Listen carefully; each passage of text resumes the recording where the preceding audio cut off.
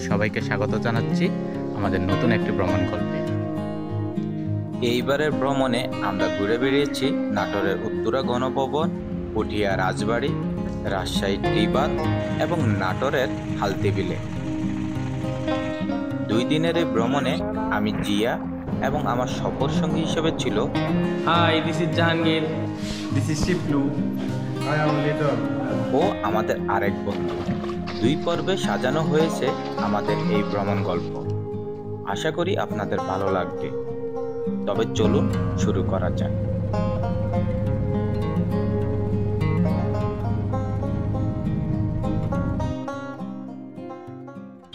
কত শত গাড়ি আসে আর যায়, অথচ আমার ভ্রমণ সঙ্গীরা এখনো আসতে পারেনি। 2.5 ঘন্টা যাবৎ অপেক্ষা করতে করতে এখন ফুটপাতের উপরে বসে আছি, গাড়ির কোনো খবর নাই। অবশেষে রাত 8:30টায় তাদের চাঁদ মুখখানা দেখা গেল। না আসার থেকে দেরিতে আসা অনেক ভালো, এই সান্ত্বনা নিজেকে দিয়ে এগিয়ে গেলাম গাড়ির দিকে। পদ্মার পাড়ে গেলে আপনাকে শান্তি লাগবে, বললাম তো। পুরোটা লকডাউন করা, ওই নিকলে হাওয়ার টাওয়ার গেছেন না, শুধু রাজশাহী শহরে ঘুরলেই মজা পাবে। ট্যুর প্ল্যান আর গল্প করতে করতে আমরা ছুটছি যমুনা পার হয়ে সিরাজগঞ্জের দিকে। বললেন রাস্তার কাজের জন্য এখানের বেশিরভাগ রেস্টুরেন্টই বন্ধ। খোলা পেলাম ফুড চয়েস নামের এই রেস্টুরেন্টটি, তাই আমাদের যাত্রা বিরতি এখানে।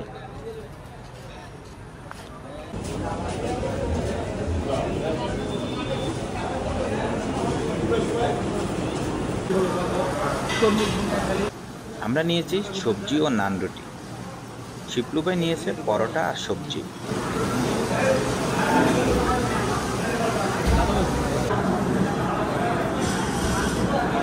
আর খাওয়া শেষে চা তো ছিলই।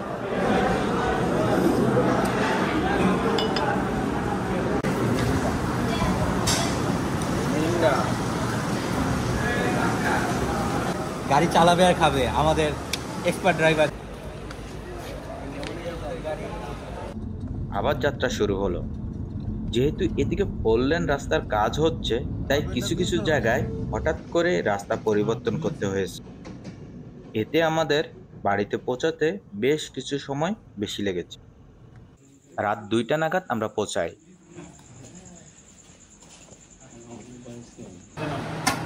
ফ্রেশ হয়ে খাওয়ার টেবিলে বসে যাই। আঙ্কেল আন্টি আমাদের জন্য বেশ আয়োজনই করেছিল। মাছের পাগল, বুঝছেন?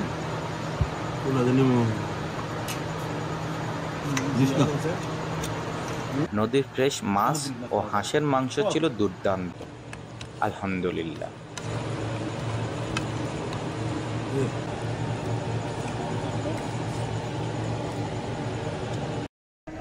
শুভ সকাল।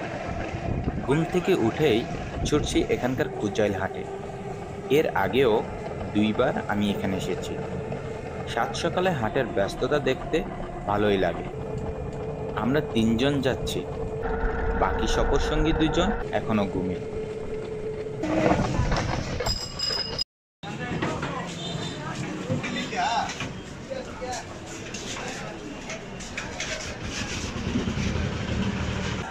হাটে এসে দেখলাম হাট মোটামুটি পানি নিয়েছে। গত 2 দিন থেকে এখানকার পানি নাকি বেড়েই চলছে।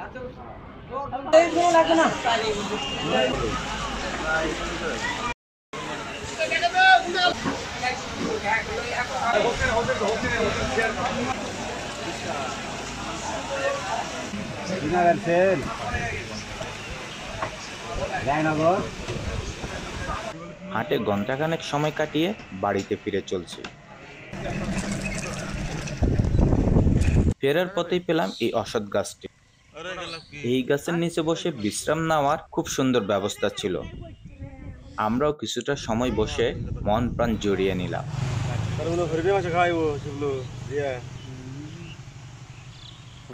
এটা কি? এটা ঝালের পিঠা, আর এটা তালের পিঠা। সকালের নাস্তায় আমরা খেলাম তালের জাল ও মিষ্টি পিঠা। সকালের নাস্তা রাজহাঁসের মাংস। আইকর মাছ, কোনটা আইকর মাছ? এটা হচ্ছে আইকর, নদীর আইকর। 394 হ্যাঁ, সব আপনার। এটা হচ্ছে আইকুর মাছি কিন্তু সাথে এরপর হামলে পড়লাম নদীর ছোট মাছ ও রাজহাঁসের উপর।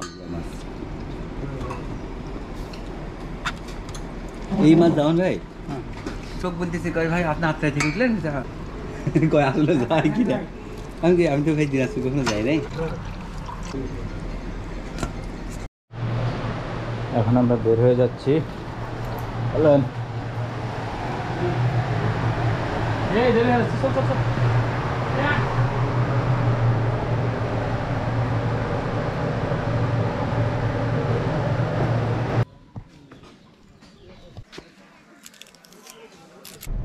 এখন আমরা রওনা দিলাম নাটোরের উত্তরা গণভবনের উদ্দেশ্যে। এখান থেকে যেতে মোটামুটি আমাদের ঘন্টাখানেক সময় লাগবে। এই রাস্তা সকালবেলা নিয়ে যায়। এখানে থামলাম চা খাওয়ার জন্য।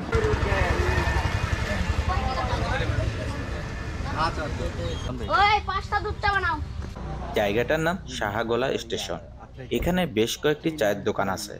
এর আগেও এখানকার চা খেয়েছিলাম, আমার বেশ ভালোই লেগেছিল। তাই তো শিপলু ভাইদের খাওয়ানোর জন্য থামলাম।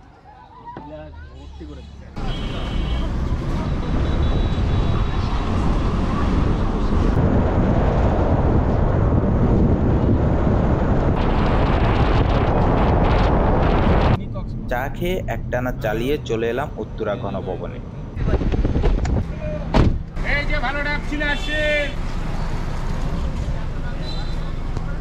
এখানকার প্রবেশ মূল্য জনপ্রতি 30 টাকা করে। গাড়ির পার্কিং চার্জ নিল 100 টাকা।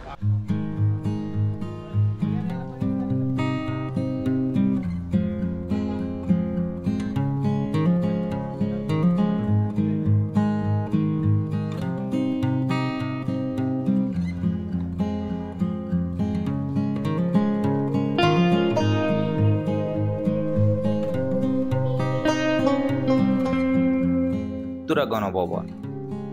ইতিহাস বলে দিঘাপাতিয়া রাজবাড়ি। দিঘাপাতিয়া রাজবংশের প্রতিষ্ঠাতা রাজা দয়াময় রায় 1734 সালে প্রায় 43 একর জমির উপর এই রাজবাড়ির মূল অংশ এবং সংলগ্ন কিছু ভবন নির্মাণ করে। 1897 সালের 12 জুন ভূমিকম্পে রাজবাড়িটি ক্ষতিগ্রস্ত হলে তখনকার রাজা প্রমোদনাথ রায় সম্পূর্ণ এলাকাটি পুনর্নির্মাণ করে। এই পুনর্নির্মাণে সময় লেগেছিল প্রায় 11 বছর। 1947 সালে দেশ বিভাগের পর দিঘাপাতিয়া রাজা দেশ ত্যাগ করে ভারতে চলে যান। এরপর এটি তৎকালীন পূর্ব পাকিস্তানের গভর্নরের বাসভবন হিসেবে ব্যবহৃত হতো। দেশ স্বাধীনের পর 1972 সালের 9 ফেব্রুয়ারি এখানে মন্ত্রিসভার বৈঠক অনুষ্ঠিত হয়। সেই বৈঠকে বঙ্গবন্ধু শেখ মুজিবুর রহমান এই রাজপ্রাসাদকে উত্তরা গণভবন নামে ঘোষণা করেন। বিশ্বকবি রবীন্দ্রনাথ ঠাকুর সহ অনেক গণ্যমান্য ব্যক্তির পদচিহ্ন বহন করা এই রাজপ্রাসাদের সবগুলো ভবনই এখন তালাবদ্ধ হয়ে পড়ে আছে। শুধুমাত্র পুরানো ট্রেজারি ভবনে স্থাপিত জাদুঘরে সাধারণ দর্শনার্থীদের প্রবেশের অনুমতি রয়েছে।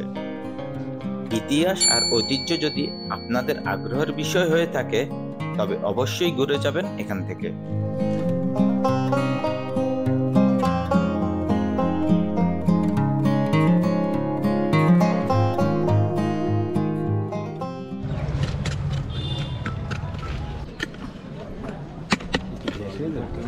গণভবন থেকে বেরিয়ে আমরা জাম্বুরা মাখা নিলাম। বাইকলে কত করে দেওয়া যাবে? কটা ভাই? একটা নেব। গণভবন থেকে বের হয়ে গেলাম আমরা এখন পদ্মার পাড়ে যাব। এবার আমাদের গন্তব্য রাজশাহী টি-বাদ। বিকালটা ওইখানে কাটিয়ে রাতে রাজশাহীর সৌন্দর্য দেখতে দেখতে ফিরব।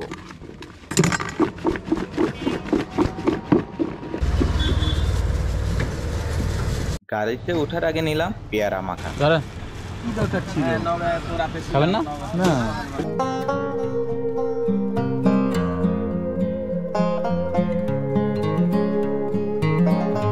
আমরা এখন পুঠিয়া রাজবাড়ির দিকে যাচ্ছি। হঠাৎ করে রাস্তায় দেখলাম পুঠিয়া রাজবাড়ির সাইনবোর্ড। আর কি, বোনাস ট্রিপ হিসাবে গাড়ি ঘুরালাম সেই পথে।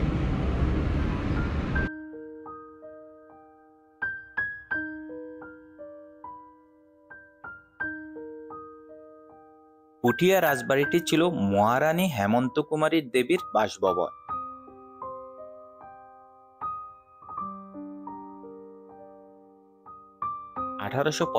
সালে মহারানী এই রাজবাড়িটি নির্মাণ করেন।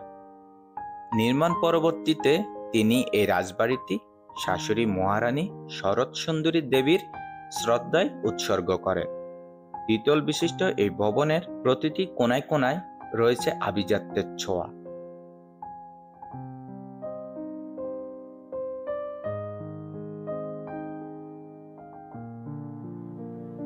এই রাজবাড়ির অঙ্গনেই অবস্থিত বড় গোবিন্দ মন্দির।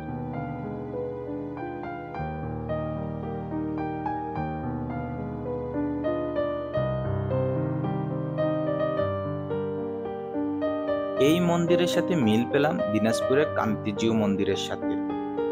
পরে অবশ্য এখানকার পুরোহিতের কাছে এই সত্যতা পেলাম।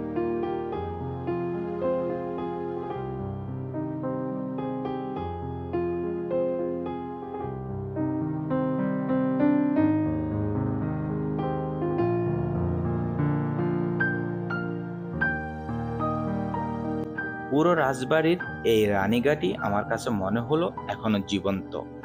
পরপুরুষের পদচারণায় যেন নাকশ মহারানী, সৈন্য সামন্ত সব যেন হাওয়ায় ভেসে ভেসে আসছে আমাদের কয়েদি বানানোর জন্য। কি ভৌতিক এক আবহাওয়া!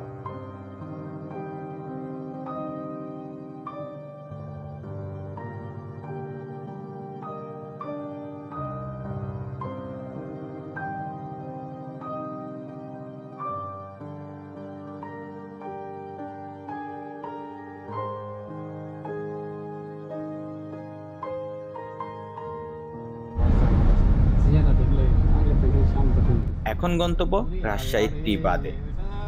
শহরে ঢুকতেই পরিবেশটা কেমন জানি অচেনা হয়ে গেল। এতদিনে শুনে আসা পরিচ্ছন্ন নগরী আজ আমরা স্বচক্ষে দেখছি। এই যেন বাংলাদেশের বাইরে অন্য কোনো নগরী। পরিচ্ছন্ন এই নগরীর পরিবেশে লিটন ঘুমে কাতর।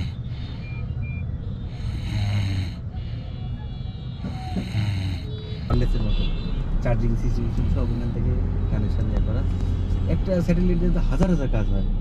তো রেডিওর স্যাটেলাইট, এর সাথে রেডিও আছে, এটার সাথে কমে গেছে। আমি যে কয়টার বেতন পাই বেটা বাসা।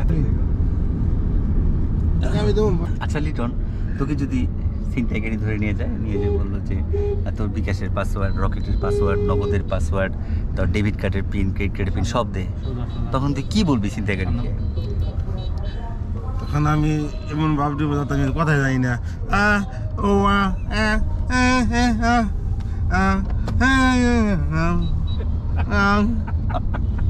তখন তোকে অনেক মারলো, তারপরে কি করবি?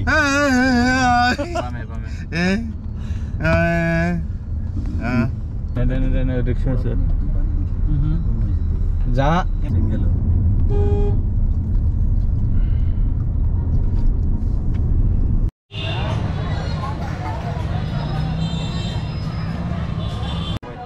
চলে এলাম টি-বাধে।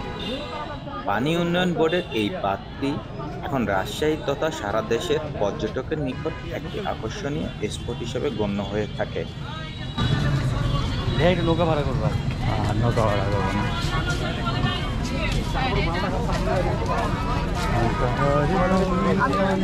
ওরা কই?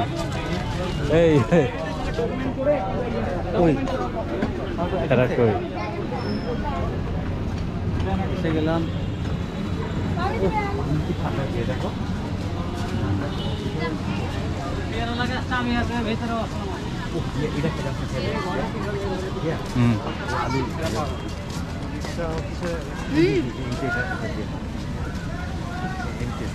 আপনি পিছনে করে দেন, ওরা কই?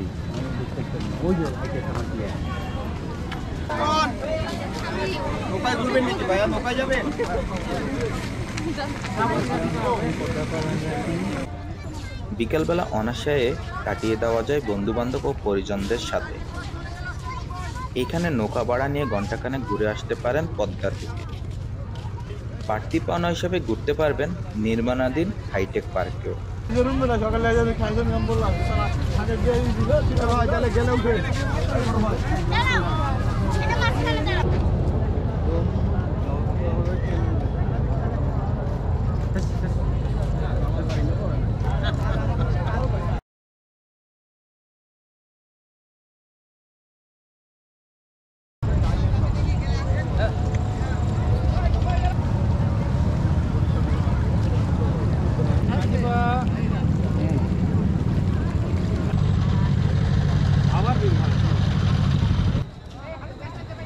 সন্ধ্যাটা আমরা এখানে কাটিয়ে পথ গেলাম শিপলু ভাইয়ের বাড়ির উদ্দেশ্যে।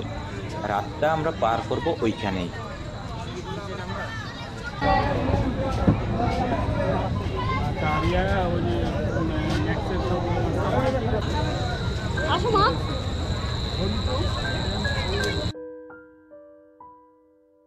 রাতের রাজশাহীর সৌন্দর্য দেখতে দেখতে বিদায় নিচ্ছি আজকের ভিডিও থেকে।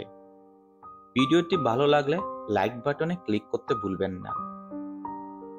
ভালো লাগা, মন্দ লাগা কিংবা কোনো পরামর্শ জানাতে পারেন কমেন্টস করে। সাবস্ক্রাইব করে পাশে থাকলে সাহস যোগাবে নতুন কোনো ভিডিও দেওয়ার। সবাই ভালো থাকবেন, সুস্থ থাকবেন। সবার ভ্রমণ হোক নিরাপদ। আল্লাহ হাফেজ।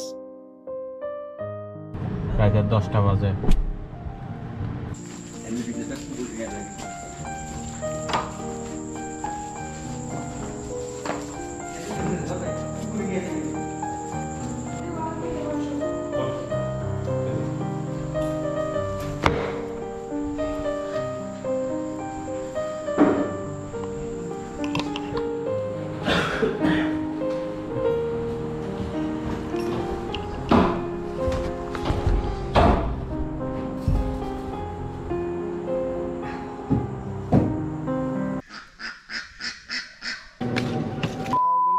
আমাদের কাজের সিস্টেম বোঝেন না।